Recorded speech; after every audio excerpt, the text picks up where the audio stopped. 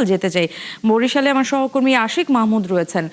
আশিক, একটু জানতে চাই যে আপনি কিছুক্ষণ আগেই জানাচ্ছিলেন, এর চেয়ে নতুন কোনো তথ্য কি যোগ হলো কিনা, কোনো আসনের আরো কিছু খবরাখবর কে এগিয়ে সেটা জানতে পারলেন কি?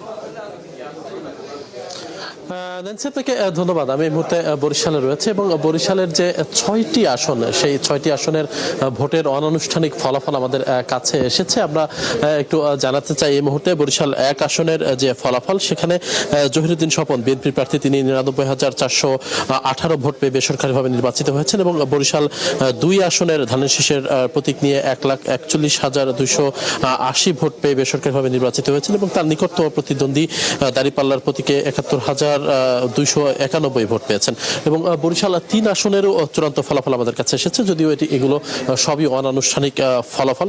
126টি ভোট কেন্দ্রের মধ্যে 126টিরই সর্বশেষ ফলাফল আমরা পেয়েছি। সেখানে ধানের শীষের প্রতীকে 58,131 ভোট পেয়ে ধানের শীষের যে প্রার্থী, তিনি বেসরকারিভাবে নির্বাচিত হয়েছে এবং তার নিকটতম প্রতিদ্বন্দ্বী ঈগল মার্কার আসাদুজ্জামান ফোয়াদ, তিনি 57,149 ভোট পেয়েছেন। এবং বরিশাল 4 আসনের ভোটের ফলাফল আমরা পেয়েছি। সেখানে ধানের শীষের প্রার্থী 1,27,282 ভোট পেয়ে বেসরকারিভাবে নির্বাচিত হয়েছেন এবং তার নিকটতম প্রতিদ্বন্দ্বী যিনি ছিলেন দাঁড়িপাল্লার প্রার্থী, তিনি 72,856 ভোট পেয়েছেন। এবং বরিশাল 5 আসনেও চূড়ান্ত ফল আমাদের কাছে এসেছে এবং এখানেও ধানের শীষ বিজয়ী হয়েছে এবং ধানের শীষের যে প্রার্থী ছিলেন, তিনি 1,33,006 ভোট পেয়ে বেসরকারিভাবে নির্বাচিত হয়েছেন। এবং বরিশাল 6-এর যে আসনটি রয়েছে, সেখানেও ধানের শীষের প্রার্থী নিরঙ্কুশ বিজয় পেয়েছেন। সেখানে ধানের শীষের যিনি প্রার্থী ছিলেন আবুল হোসেন খান, তিনি 81,076 ভোট পেয়ে নির্বাচিত হয়েছেন এবং তার নিকটতম প্রতিদ্বন্দ্বী